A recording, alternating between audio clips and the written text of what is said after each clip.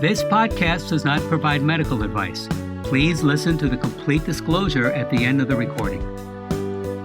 Hello, everyone, and welcome to Everyone Dies, the podcast. I'm Marianne Matzo. I'm Charlie Navarrete. So please relax, get yourself something good to eat, and thank you for spending the next hour with Charlie and me.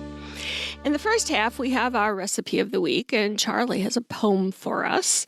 In the second and third halves, we're going to be sharing an interview that we did discussing how to navigate the world of those who claim to communicate with the dead. Charlie, do you have a recipe for us? Yes. Well, in keeping up with our topic, yes, we have dead food.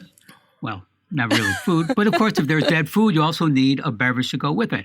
And if you're going to have dead food, then you should have a dead cocktail to go with it. And with that, we are serving the Grateful Dead cocktail, which is considered the sweeter cousin of the Long Island iced tea.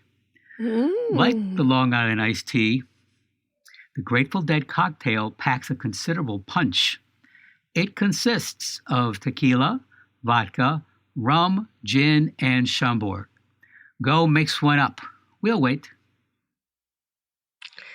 God, that sounds like you would be gratefully dead after drinking that, or wishing you were dead, right? Jeez, I can't even imagine. No, not at all. That. Everything in moderation. And it's not easy to make one of these bad boys. Goodness knows I've tried. It's not easy. But Why? You just throw it all in a glass and drink it, don't you? No, you don't. Iced tea. That's the key to it.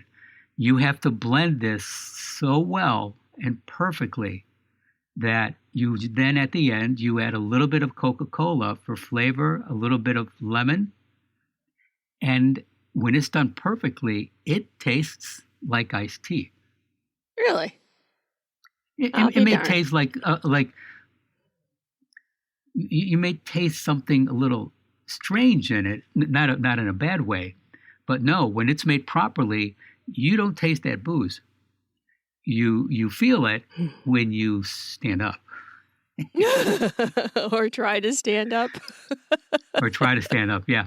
Yeah, this thing's not easy. These things are not easy to make, so...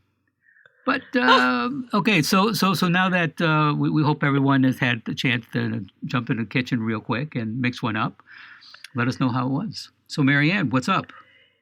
Yeah, and the rest of the show is going to sound really great after you drink one of these.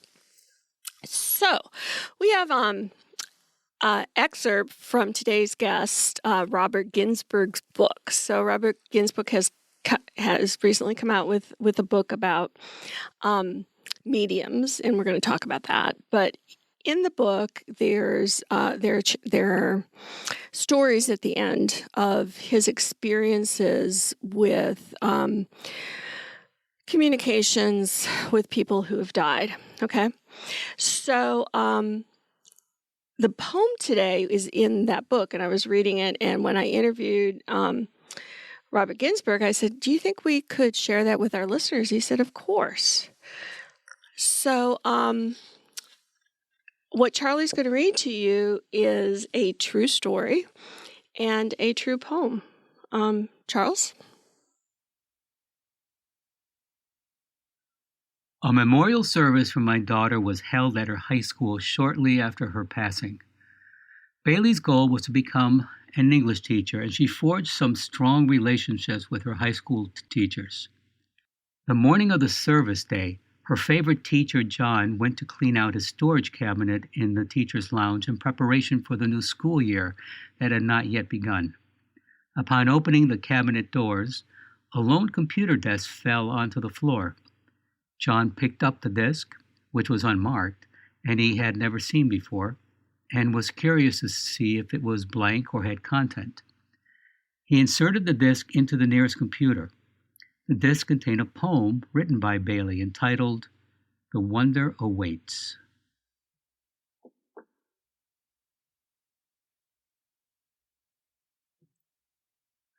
I lay down to sleep on this one last evening, wondering how much more until I'll be leaving, And I think about the time that has passed, and I can't help believing that it might not last. Is there an end, and what after that? Do I go on or just disappear in a snap? The newspaper reads of someone's death, and I wonder the chances that I could be next. There are so many horrible ways to die. I hope I go peacefully, with not a cry. My dreams of this moment are a mist in the air, for of the dreams I do not care. I await the moment that I see the truth. Do I live on, or in a silent booth? Each day I'm afraid of the events to come, but maybe I shouldn't be. Maybe death's not a bum. Maybe I'll like it, and maybe it's better. But then I will see when God sends me that letter. The letter that says, it's time to go. The moment I feared will finally show. And I will go forth to see what's in store, if I live on or the rest is a bore. I only wish that I could come back to tell the world what death is, in fact. Isn't that amazing coming from a high school girl? It really is. And the timing of it, too. And she... foreshadowing, yeah. She was, I don't know if she was on the way to school, but she was in a car with her brother and another person. Mm-hmm. And there was a car accident. The brother was very hurt, and Bailey died. And it's just so interesting to me that a kid, a teenage kid, would be writing something like this and pondering her own death, and then, to die, tragically, and, of course, not in her time or what would seem to be her time. So it's just, It's incredible. And then the fact, as you said, that the teacher just finds the disc on the day of her memorial service. Right. Yeah.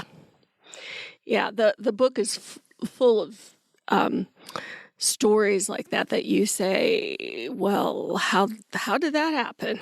And actually, that and what you seen, how did that happen? But also the fact that this teacher was cleaning out his storage locker, his cabinet, or whatever it was, his locker. So, when I first read, this, I thought, well, what's it doing in his locker? Right. So, yeah, there's a lot of unanswered questions with this whole discussion about, the idea of surviving death, or what survives death, or if we survive death. So please go to our webpage. Huh? What'd you say? Taxes survive death. Taxes will survive death. Yeah. If they could figure out a way, they probably would. So please go to our webpage for a link for the recipe and additional resources for this program. And we hope that you're going to follow us on Facebook and Instagram. And remember to rate and review this podcast. As a nonprofit organization, we really do appreciate your donations so that we can continue to offer no-cost education to people. Please go to our webpage to donate in support of our work, and that's www.everyonedies.org. That's EVERY, the number 1, dies.org. So before we go on to the interview with Robert Ginsburg, I wanted to give a little bit of background about our topic today. So we're going to talk about, how do you find a medium? What do you look for? What do you have to be concerned about if you choose that's what you want to do? So when we hear the term medium, we might think of Ouija boards or tarot cards or crystal balls, or the Long Island medium, Teresa Caputo. A medium can communicate with souls on the other side, contrary to beliefs. Mediums, though, don't speak to the dead. So they're not talking to the dead. They're kind of getting messages from the other side. The idea is that there's no such thing as death, only a transition from the physical being to a spiritual being. And mediums are sensitive and intuitive enough to hear, feel, and see information that's coming from the other side. So mediums can raise their vibration high enough to connect to the other side. So when you see, movies or whatever about seances and people are sitting in a circle and they're holding hands, they might be singing or something like that. What they're doing is they're raising their vibration high enough so that the messages from the other side can come through. Now, psychics are different than mediums. Psychics have the ability to give information about the past, the present, or even the future. But they don't deliver messages from the other side. Now, clairvoyants receive stronger messages overall, and they're kind of in the category of seeing, hearing, or feeling. The reality is that the intuitive processes and communications with the deceased really preceded organized religion, and it goes back to some ancient civilizations where they incorporated contact with the dead as part of daily life. It was just the way it was, and certainly not thought of as being paranormal. Grecian civilizations included the use of psychomantiums, where they would stare into a pool of water, or sensory deprivation chambers where people went to converse with loved ones in spirit. And Charlie and I both know of a woman who was, I don't know if she was a psychic, but she could see things that others couldn't see and understand things. And one of the things that she would do is she would get a glass of water and have you take a sip out of it. And then she would hold the glass and she would look into the water. So when I was reading about these psychomantiums, I was thinking where they stare into a pool of water. It made me think of Anne, Charlie, because that's what she would do. She would stare into that glass of water. And she wasn't staring into the glass of water. She had this tree right outside her window, and she would kind of lose herself in that tree. There have been indigenous cultures in history that have communicated among themselves telepathically, and a normal part of life that came with the knowledge that extends beyond the brain. I mean, it was just, that's how we did things. You didn't have to scream across rooms, hey, bring me a Diet Coke. You could just think it, and it would come. Well, they didn't have Diet Coke, but you get the idea. Other societies regularly met to discuss their dreams and visions and then acted accordingly in their planning and activities. So if, it's sort of like Tevye getting the dream from grandma, it's like, no, we've got to follow the rules. We got to do what grandma says. Because Bruma Sarah will come and never mind. You have to, if you haven't seen Fiddler on the Roof, watch it and you'll understand. So shamans, yogis, and adepts entered in and still do altered states of consciousness to gain knowledge and insight from elders who reside in the spirit realm. Now, I'm not sure, Charlie, if they use that Grateful Dead cocktail to do that, but they do use things like peyote and other kinds of drugs to put themselves into certain states. Well, and if they're doing drugs, I'm sure that cocktail would be a good way to wash down those drugs. Yeah, and they would definitely go to a different state. So the fact is that our ancestors knew something that we have yet to learn. Mystic traditions dominated civilizations for tens of thousands of years, and recent discoveries have shown that original founders of today's organized religions were products of such ancient wisdom. I mean, think about it. Like we grew up Catholic, Charlie, and we had that whole singing, singing was always a part of it. Were we traditionally doing that to raise the vibration in order to be better in touch with God? That hand holding, that kind of thing is like, why do we sing? It could be, maybe somebody does know the answer, but it could be part of this tradition of raising that vibration. I don't remember happy singing when I was a kid going to Catholic school. It was. Oh, it doesn't have to be happy. No. It doesn't have to be happy. It's singing. Apparently singing helps raise that vibration. Now, I don't know that it's prescribed that it has to be happy or sad, but, as Catholics, if we're not feeling guilty about something, we're not really very happy. And, anyway, that's a therapy issue. So anyway, so when we talk about life after death, we're really referring to survival of consciousness, because our bodies die. We know our bodies die. We see them die. We know that that's a fact. But what happens after that? What survives, it is thought, is our consciousness or our soul, along with our personalities and certain memories. Now, is this real? Is it true? Established scientific evidence collected over the years, and considering of the body of research entirely, it appears that the only plausible answer is yes.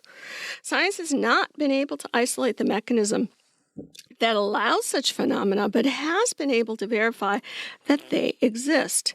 Some in mainstream research choose to ignore the evidence, but the evidence is there nonetheless. Now, there's a Netflix docu-series out. It's called Surviving Death, and I don't know how many episodes it is, but I've watched 3, so it's more than that. And they talk about these different aspects, and it's really kind of pretty fascinating in terms of the academic groups that are involved in this sort of paranormal research. So it's kind of worthwhile to look at. I'm not suggesting that it's all absolutely true, but I'm not suggesting that it's not. I'm suggesting that, like with many things, is educate yourself and make a decision. So qualified mediums can help people who want to connect with deceased loved ones, but the bereaved are among the most vulnerable, and so they're open to misinformation and deceit. There aren't any regulatory bodies that offer true protection from frauds. People in grief will often pay any amount or go anywhere for even the slightest prospect of communicating with their deceased loved ones. Now, our guest today, Robert Ginsburg, has written a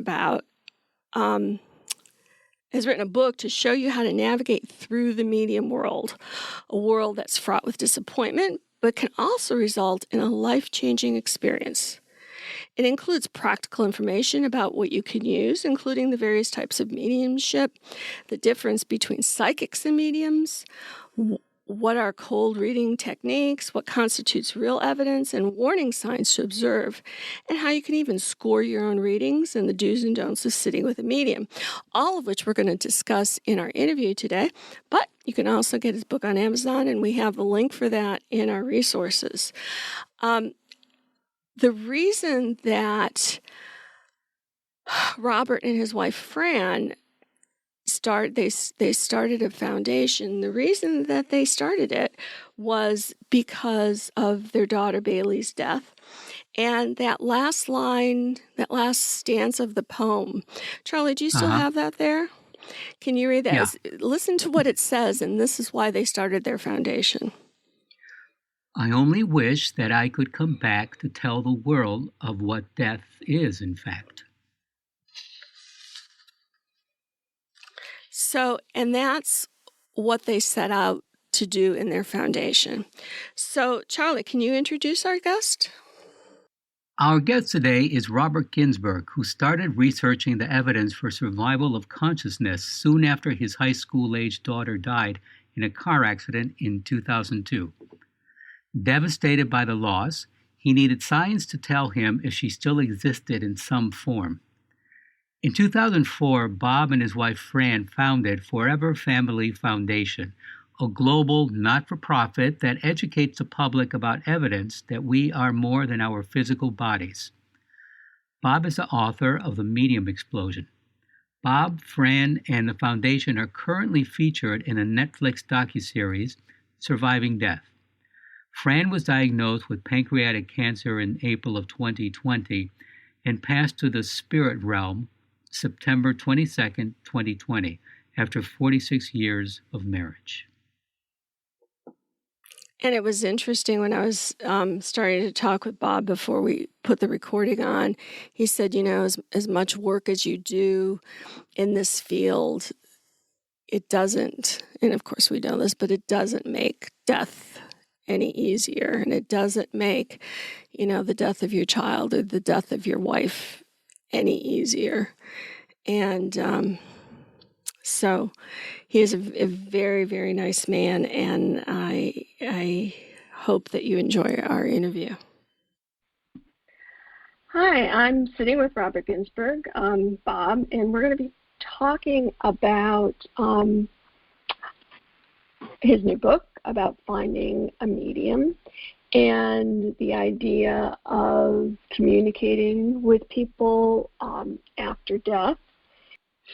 So your recent book is about mediums, and I'm in a wide variety of Facebook groups, and because we kind of go in, we answer questions and offer support to people dealing with a wide variety of things. And one question that I see a lot is, well, how do I find a medium? How do I know if somebody that I'm talking to is telling me the truth or is reliable? So I thought that it'd be great if we can kind of pull that apart. And first off, start with, are there different types of mediums? Yes. I mean, first in the definition of mediums, I mean, what we're familiar with today, 99.9% of the mediums are what we call mental mediums.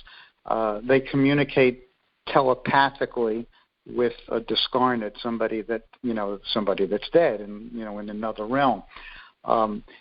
It's mind-to-mind communication, except that one of the parties, the person that's in the spirit realm, doesn't have a body anymore, but still has a mind. So that's the theory upon how mediumship works.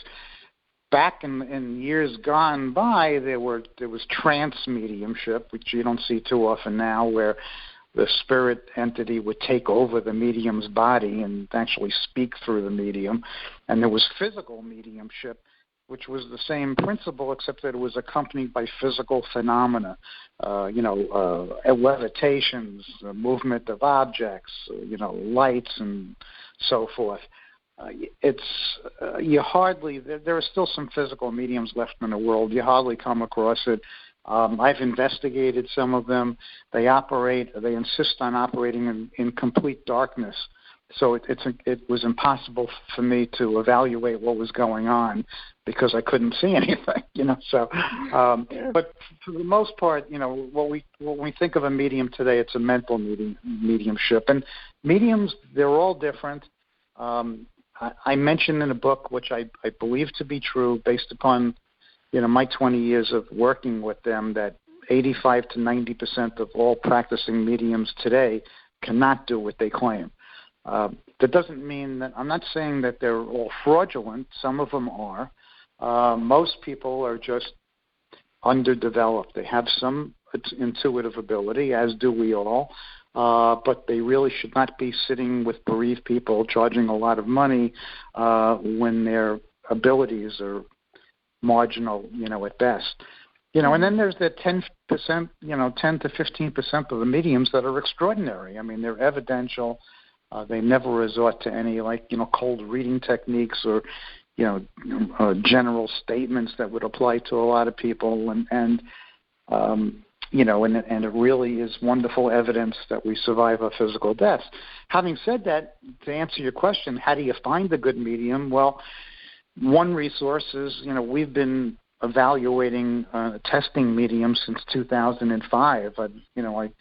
I had the input from scientists that study consciousness and mediumship, and we developed our own program, and we set up these sessions under controlled conditions where we score the evidence that's provided by mediums, and 10% of the mediums that go through the process pass, 90% don't.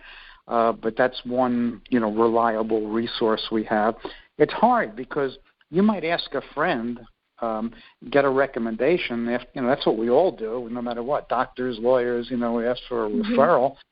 But, because a medium connects with your friend doesn't necessarily mean that there's going to be the same connection that's provided by that medium for you and your loved one. It's a subtle process. There has to be a resonance between, the medium, the person in the spirit realm, and you, the sitter. And if something's not meshing, the process, doesn't work.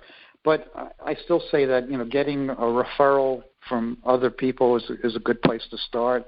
There have been a lot of excellent books. A lot of them are on a resource on the Fervor Family Foundation website of credible mediums. You might, consult that. So it is kind of a difficult process. After all, mediums, that's really the title of my book, that there is an explosion of mediums. They're all over the place, And, the media has fueled this because of all the, TV series and the movies and all that stuff. So it's not an easy task to find a practitioner upon which you can rely. And then, when you think about it, who else works with, grieving people and has no regulation? I mean, there are no ethical guidelines. There are no licensing requirements. There's no continuing education. There's no proficiency standards. So it's an issue. Anybody could just say they're a medium and they're sitting with fragile people, and sometimes they could do more harm than good. So we take that very seriously. Mm-hmm. I had a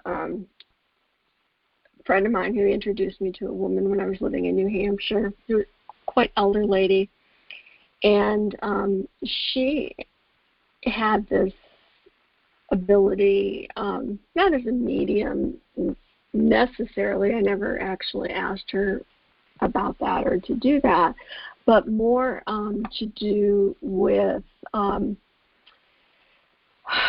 talking about the past, talking about the future, more of those psychic kind of abilities. And she kind of demonstrated her abilities when she was a very, very young child. There was a child missing in the community, and she said to her mother, described the child to the mother, described where the child was, what she was wearing, the whole thing. And her mother, because it ran through the family, believed what she said. And the thing with Anne was that she never charged. She would never take any money. And she would say, if you come and visit with me, I'm not going to hold anything back. I'm not going to be responsible for what comes out of my mouth. Like, if something comes, I'm going to tell you.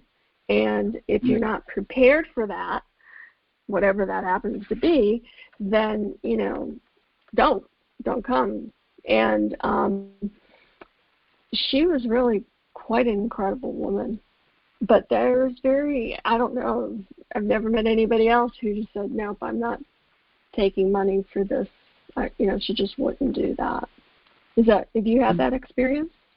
Yeah, well, that's a lot of criticisms that criticism that mediums often take is, well, if you're a spiritual person and you're helping people, why do you charge? And the answer is, well, mediums still have families, they still have houses, they still have to support themselves. So, of course, that doesn't mean they have to take advantage of people. They charge a reasonable amount, but I don't have anything against mediums charging money. But I have come across, as you mentioned, some mediums that they don't do it full time, they do it part time, and they just want to help people, and they don't take money. But you raised another interesting point, and that is that there is a difference between psychics and mediums.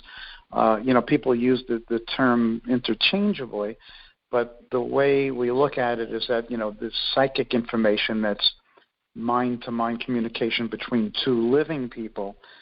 But a lot of psychics don't have the ability to communicate with somebody that's deceased.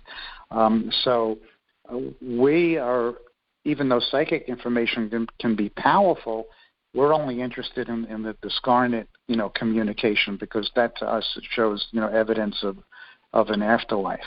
So, and when we evaluate the mediums, it's hard to parse the two. If I'm the medium and I'm giving you a reading, and I just blurt out to you, hey, I'm sensing that you just painted your bedroom pink. And let's say you just did paint your bedroom pink, you would say, wow, that's amazing, piece of information. And it is, but that doesn't show anything about life after death. It just means that you have good intuitive ability. But if I was the medium and I was giving you a reading and I was bringing through your deceased mother and I was giving you 10 pieces of information that was evidential and nobody else could have known, and then I said, oh, by the way, Mom is telling me that she likes that you painted your bedroom pink, well, that's different, because now I already established that I was talking to your mom. So then I would mark that piece of information as a strong piece of evidence. So there is a difference between the two. Right. She would kind of wander around because we would visit and we would talk, and then every now and then she'd had this bush outside her window, and she'd stare out in her bush, and then she'd turn and look at me, and she actually once said, Who calls you Smiley? And I looked at her and I said, Smiley. And I said, my dad used to call me that. And she said, oh. Just moved on. Okay. Well, then it sounds like she might have had time.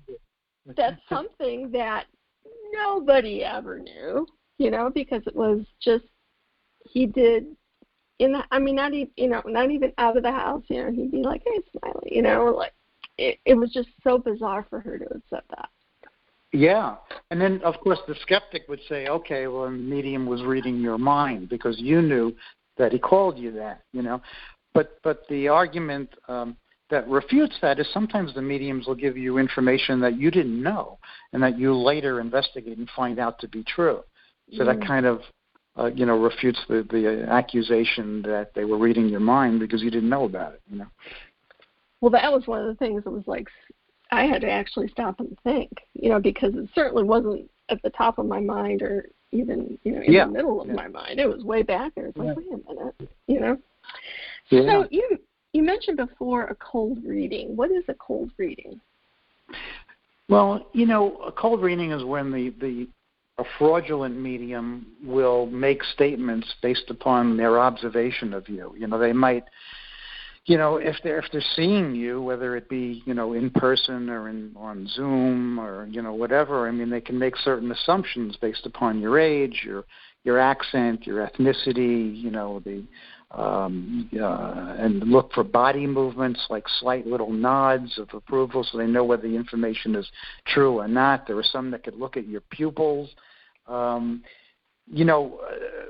of the things that I think I mentioned in the book, and it's a problem today in that, with the advent of the pandemic, mediums stopped doing readings in person, and they were doing readings, via the meeting platforms, and that gives them access to a lot of information. We came across one medium who we caught was doing a reading via Zoom, for a whole bunch of people. And of course, when you do a meeting and join a meeting, they have your name appears.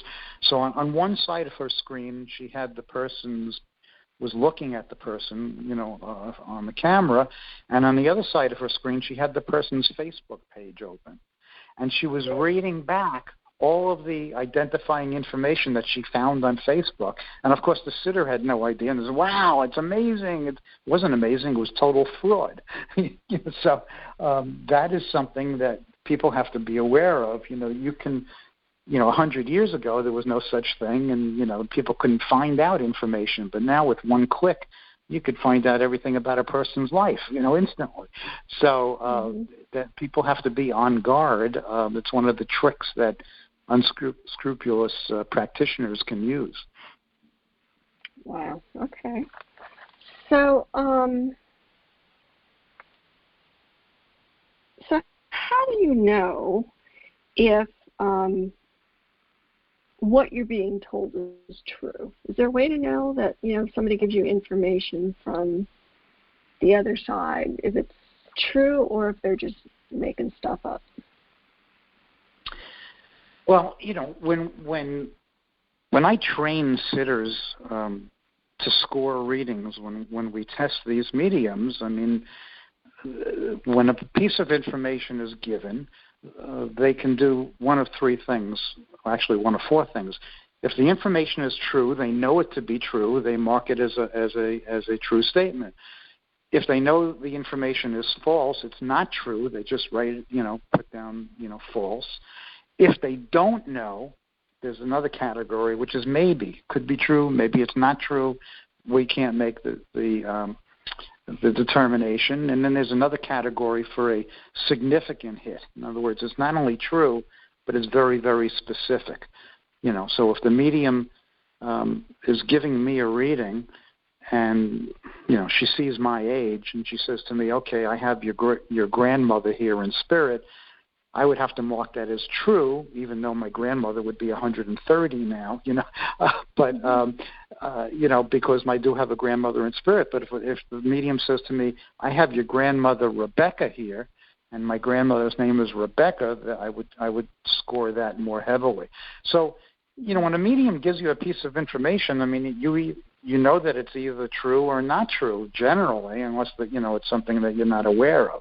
So you can make that determination there. Then you have to figure out, okay, I could probably give somebody a reading right now and get a 90% accuracy because I'm going to give them all general stuff. So then you have to say to yourself, okay, is this stuff that the medium is just saying, as you suggested, or is this, is she really communicating? So you really have to determine how much specific information that you got, something that's truly evidential as opposed to something that could apply to, many, many different people. Mm. So it's just a matter of really listening and not being caught up in the general stuff and looking for the more specific. Yeah, it's one of there's many, many steps to our certification program, but one of the first things that I do is when they express an interest, I send them 5 questions, just red flag questions.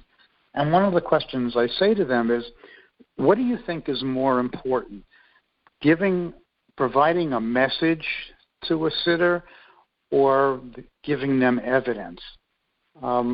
And I would hope that the answer that I'm looking for is, to provide the evidence. But a lot of them say, I think the message is important because if I tell them that their loved one, loves them, then that helps them. And that's the wrong answer. Yeah, the messages of love are important, but only after the evidence is established. You need to show that sitter that you are really talking to their loved one.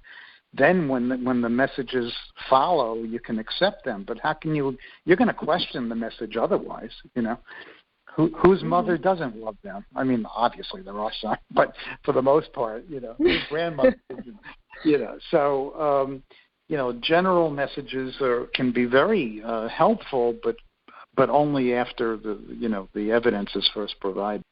Do you have do's or don'ts when you're with a medium for the sitter? Yeah, I mean, you don't want to give the medium upfront information. You want to give them, obviously sometimes you have to give them their name, but you don't want to provide information. You don't want to feed them. In other words, when the medium tells you something and they want a response, you can say yes or no type answers. Yes, I understand that. No, I don't. Or maybe, can you give me more? People, when people sit before a medium, very often they desperately want to hear from a loved one, and they'll grasp onto anything. And they also get very chatty, so the medium will say, did you lose a child? And then the sitter will go for 5 minutes telling the medium all about the child.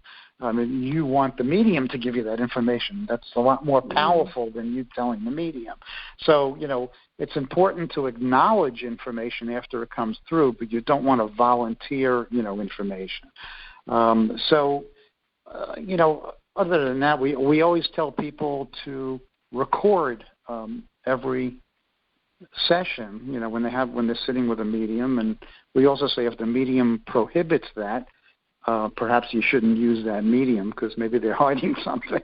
But And the reason that we encourage people to record the session is because if they get a very strong reading and then, maybe a week or a month later or a couple of months down the road, they start, the pain of grief starts to seep in and they really are looking for something, they could play back the recording and say, wow, I did get this information, my loved one still exists. And so that it has some value.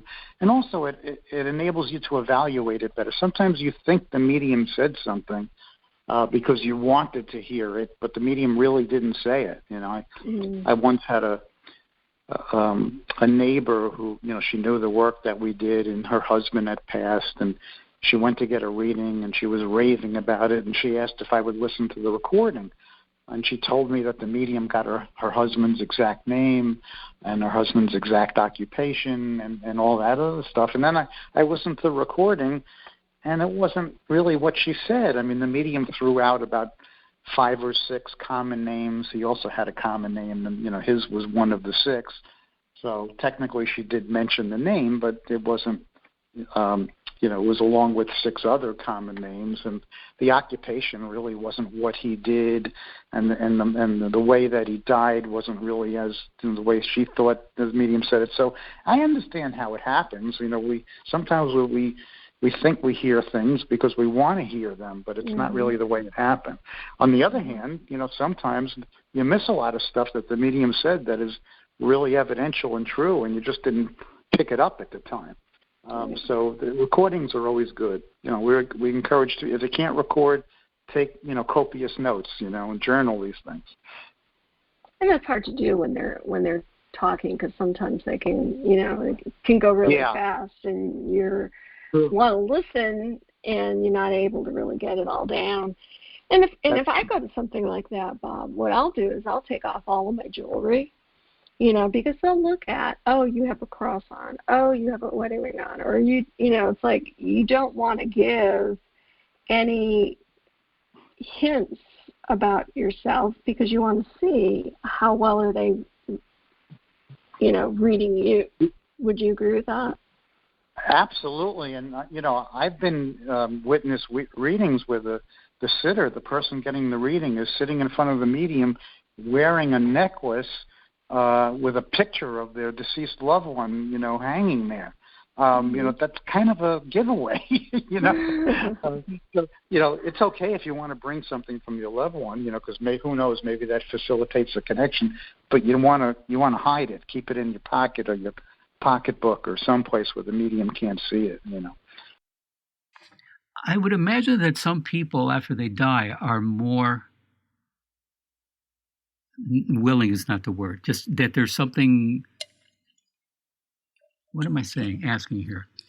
Yeah, that basically, is everyone who dies capable of being reached or being talked to? Did that come up at all with Robert? One thing that he does talk about, and as the reading that I did to prep for this show, is that the person on the other side in the spirit realm can decide if they're going to come or not.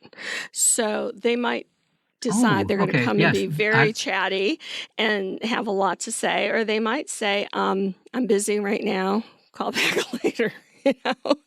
So you don't know when you go to a medium if anything is going to happen. And what Bob says is that if you go to a medium and nothing comes through, that medium really should refund your money because nothing happened.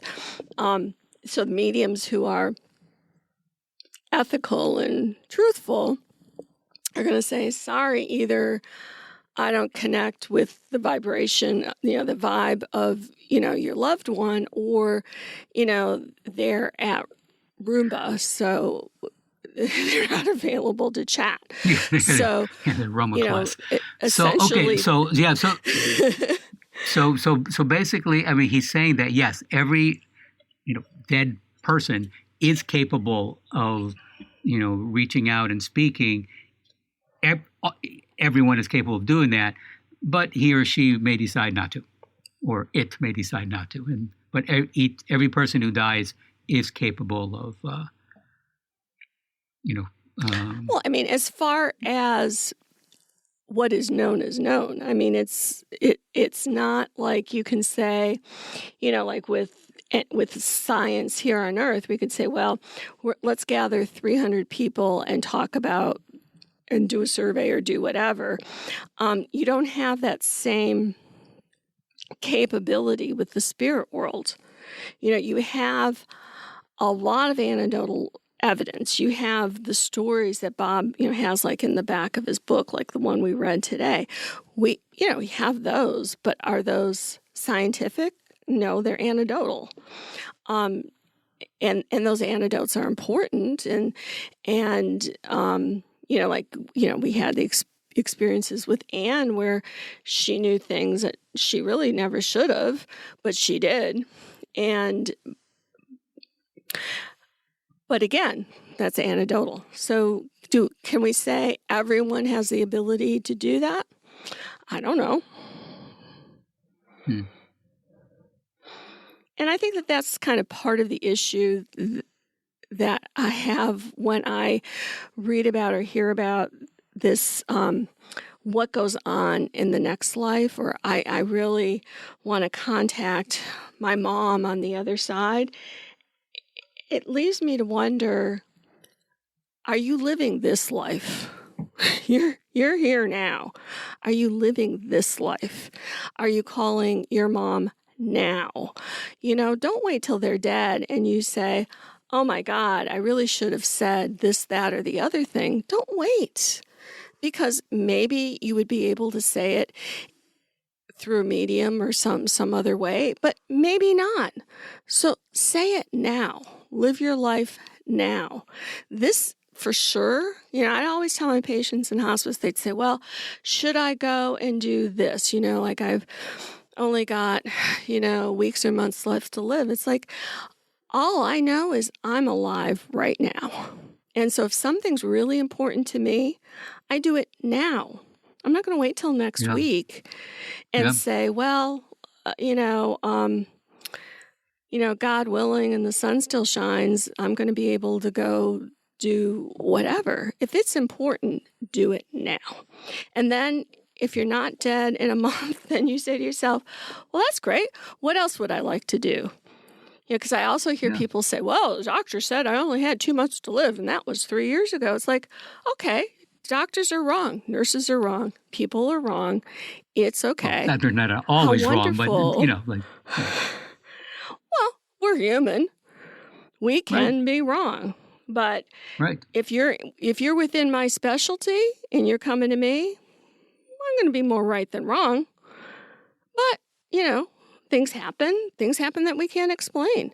So if you've lived 3 years when you were only supposed to live 6 months, it's sort of like I've encountered the people who are like, they screwed up. They were wrong. Instead of like, praise Jesus, I'm still here and I've had 3 years, It's just perspective is very important, I think. So do you think you'd ever... Oh, I was going to say, do you think you'd ever go to a medium to try to like talk to Michael or anything? Talk to your mom? No. I would. I mean, I did with you because you are you, and I know you, and I trust you, and it did it. I thought, okay, well, yes, I'll go. And again, we didn't go for me. You were there, because you wanted to talk with Anne, and I was just, sitting at a short distance and watching, and then the focus shifted to me. I do believe that there are people who have that gift, and it is a gift. Mm-hmm. But to go out and seek someone, no. But again, if a situation like with you were to come up and someone I know and I trust and say, look, this might interest you, I would do it again. Yeah, well, the thing with Anne is that I really liked her, so whenever I was over in that area, and that's the other thing too. To see her. Just an absolutely wonderful and charming woman, and what a history, what a life. So, yeah. Yeah. So she was an older woman in her 80s, lived alone. So when I was over by the seacoast, I'd, pick up a plant or a donut or whatever and stop in and visit with her. And often it was just a visit. And then every now and then she'd stare off into the tree or into the water and she'd say all kinds of things, and she would communicate with the dead and she would talk about the future and she would talk about the past. She was just, but she had this thing about whatever I see or whatever comes into my mind, I'm just going to say. I'm not going to filter it. I'm not going to, and if you don't want to hear what comes into my mind, like, don't come see me. Yeah, don't come over. Because her thing was, it's a lot of responsibility to be able to see past or future or whatever. It's a lot of responsibility. And she would say, I don't want the responsibility of saying, should I have said that or should I have not? And she's like, right up front, whatever comes, you're getting. And if you don't want to hear it, and it could be that, Exactly. You're going to die. She had, the dream about her son dying, and she, it was very upsetting to her, and it happened just the way it was in her dream. So, anyway. So, folks, please stay tuned for the ongoing adventures of Everyone Dies, and thank you for listening. This is Charlie Navarrete, and just to let you know, I am not afraid of death. I just don't want to be there when it happens. And I'm Marian Matzo, and we'll be seeing you. Remember, every day is a gift. This podcast does not provide medical advice. All discussion on this podcast, such as treatments, dosages, outcomes, charts, patient profiles, advice, messages, and any other discussion are for informational purposes only and are not a substitute for professional medical advice or treatment. Always seek the advice of your primary care practitioner or other qualified health providers with any questions that you may have regarding your health. Never disregard professional medical advice or delay in seeking it because of something you have heard from this podcast. If you think you may have a medical emergency, call your doctor or 911 immediately. Everyone Dies does not recommend or endorse any specific tests, practitioners, products, procedures, opinions, or other information that may be mentioned in this podcast. Reliance on any information provided in this podcast by persons appearing on this podcast at the invitation of Everyone Dies or by other members is solely at your own risk.